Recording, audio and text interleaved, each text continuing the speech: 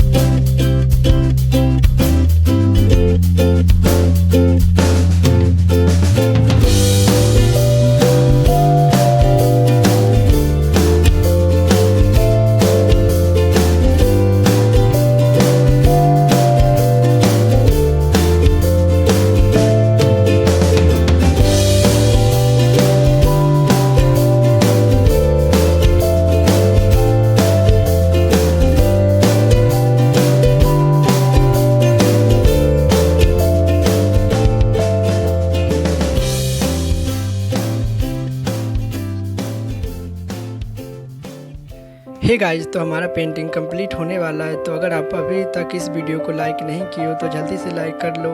अगर आप हमारे चैनल पे नए हो तो प्लीज़ सब्सक्राइब भी कर लेना, क्योंकि अगर आप चाहते हैं कि हमारा वीडियो आप तक पहुँचे तो अगर आप सब्सक्राइब करोगे तो आप मेरा वीडियो पहले आप तक ही पहुँचेगा। तो प्लीज़ सब्सक्राइब भी कर लेना। और ये वीडियो कैसा लगा प्लीज़ कमेंट में बताना। जय गणेश।